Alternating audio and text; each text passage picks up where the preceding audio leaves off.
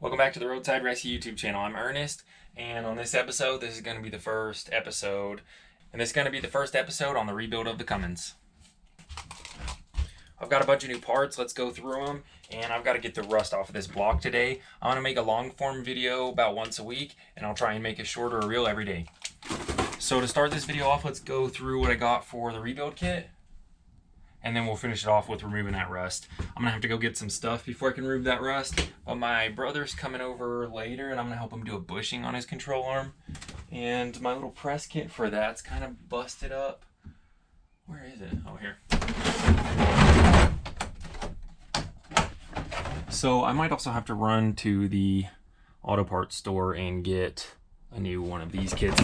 This isn't the one from AutoZone, this one's from Amazon. I've been using it a bunch, so it probably has a warranty.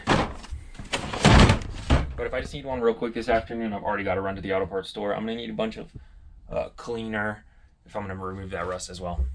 Okay, so over here I've got 6 pistons, and I've actually got my ball hone here. Here's what I'm doing with the ball hone. We're about to find out. I know that the cylinders have been oversized 40 thousandths, and they're typically 102 millimeters. They make 102 millimeter ball hone, but I went ahead and got the 105 millimeter ball hone, which should be able to squeeze down in that hole anyways. I was concerned about that other one not being big enough. Let me know if that's a bad idea, but you'll probably find out by the end of the video before you can even.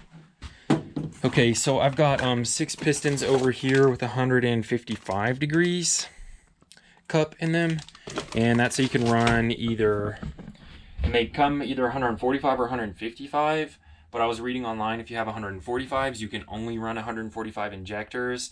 If you have 155 you can run either injector, even though 145 isn't a complete burn. So I went ahead and got the 155s. I don't have injectors at all, so it didn't really matter either way. I will buy the injectors that I need, and I've got those 6 there. That ball hone, I've got a low temperature thermostat. And then over here we've got bearings. That's some rod bearings, probably main bearings. I thought it was going to come with cam bearings. I guess I'll have to order some of those. Here's an oil pump. I still need the P pump. There's a lot of things I still need. I still need all the timing gears and covers on the front. All I have are valves and springs and the cam, so I'm going to need everything for timing that. I'm going to need fuel lines, the P pump.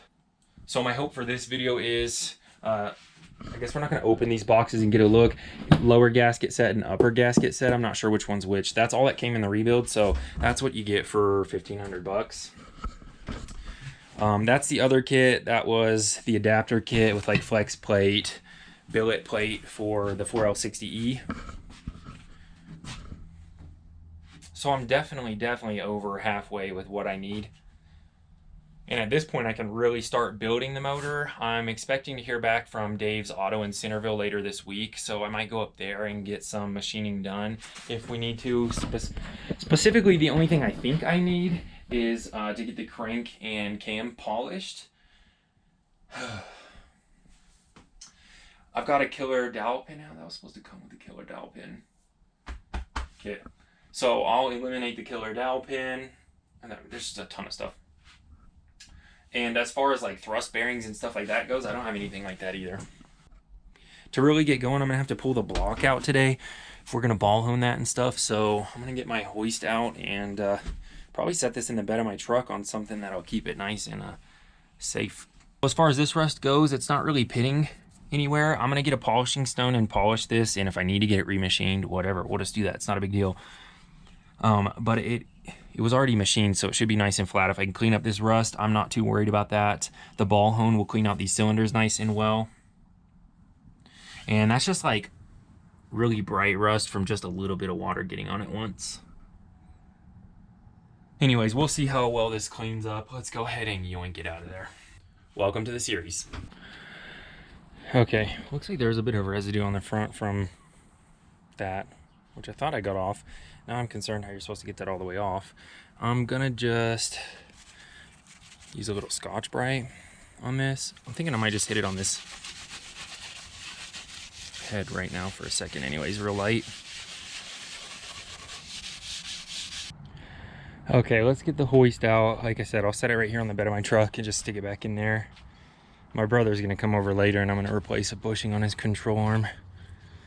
So you'll probably see that video. But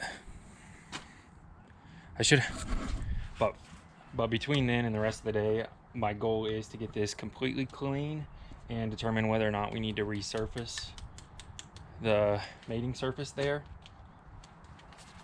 If we need to oversize and resurface there. I'm not quite so sure about that one. If I go to a machine shop, I might ask their opinion. But if it gets clean, yeah, I just don't know how I'm gonna be able to measure that or whatnot. Let's get the hoist. Well, I was trying to use this to get it out of there, and I had these stretched out, but you can probably tell there's not enough room. I don't remember how I put it in there. I don't have a chain that, well, maybe I have two chains. The normal chain I use for engines isn't big enough for these head bolts to go through. So worst case scenario, I'll just run a bolt into the side there and the other side, and or crisscross that way. I just want to be careful and not mess up that surface. Let's try that. Fingers crossed. That stays in the middle. Doesn't do something crazy. I probably have to disconnect it from something else anyways. We'll find out.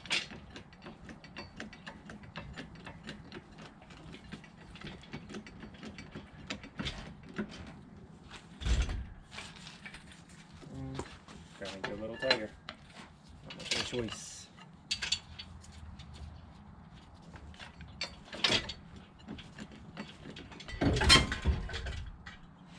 That was the transmission. That's gonna be great for that mount.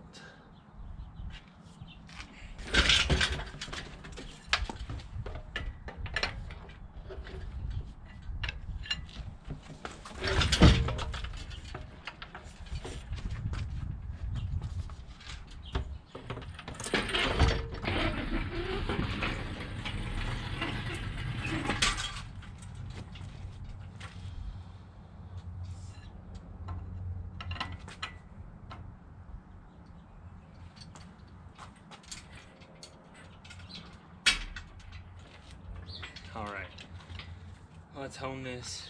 Let's clean up the rust. Okay, I just got some rust treatment on this. It's looking a lot better. This can sit for 30 minutes, and it says to rinse with water and to just dry off. So I might try that. I didn't care about getting it too much down in those cylinders. Just kind of wiped it around what got in there. Because again, we'll hone after this.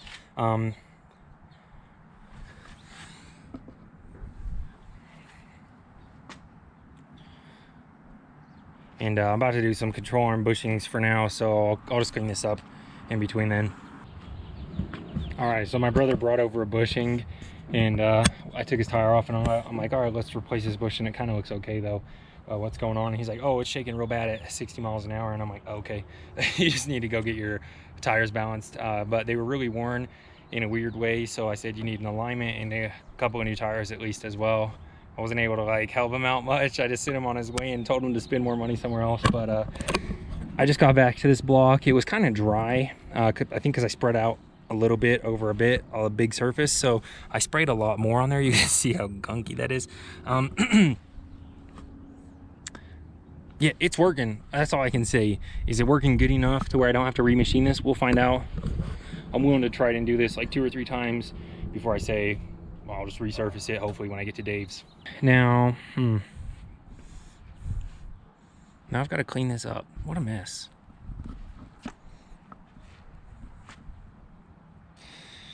All right, let me clean this up and hone it. I think you're supposed to use water. Yeah, rinse with water and wipe the surface dry. You can use more than one coat for heavy rust. That makes sense because the light rust came off easy with the first coat. Let's clean this up. If I got to do it again, let's try it 2 or 3 times. Anyways, if I'm gonna have to use water, that's gonna be a mess. Getting that all dry, I'm gonna have to use some pig mat.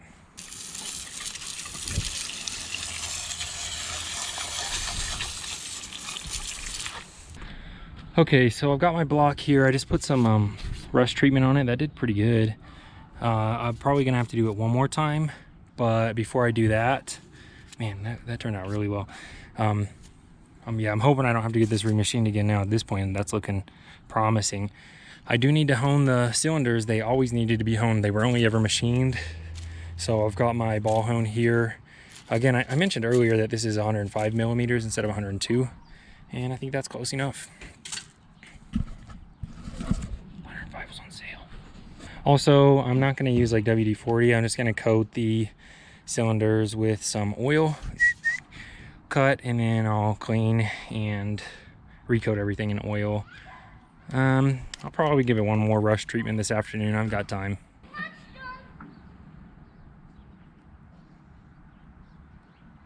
Lunchtime. I'm not gonna get started yet. All right. Let's go ahead and coat these in oil. You know the plan. I already said it. I'm the one that took a break.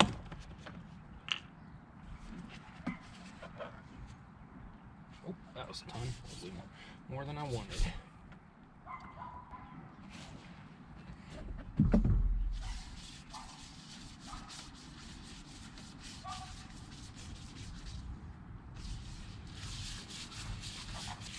There we go.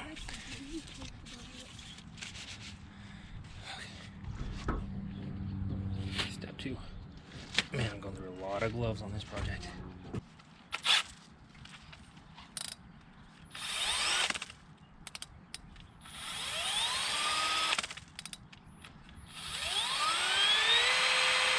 Good speed.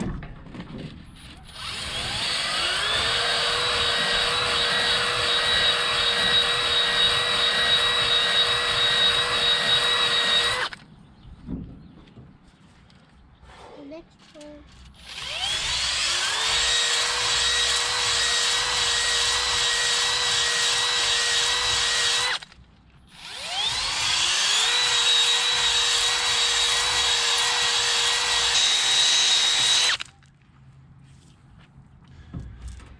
And that's how you hone them, boys. That's some good looking line depth on those. That's right how you want them to intersect at that depth right there. That was a good speed. Okay, it's starting to rain. I'm not gonna have time to put more rust stuff on that. I'm gonna get this coated in oil. The top's already coated. I'm gonna get the crank bearing surfaces coated in oil.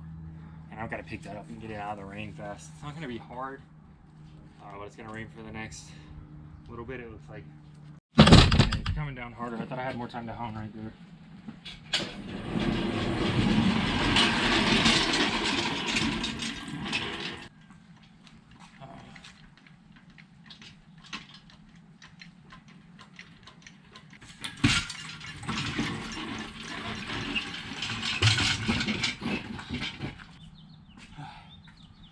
Didn't get as much done as I wanted. I'm gonna go ahead and make this a video to put it out, but from now on there will be multiple days of work in each video. I'm not gonna be able to work on it every day. There should be 2 to 3 days a week though where I'm able to put in a good chunk of work on this, and one day hopefully, like I said, I can go up to Centerville and get some work done with Dave. So make sure you're subscribed, and I'll see you on the next episode.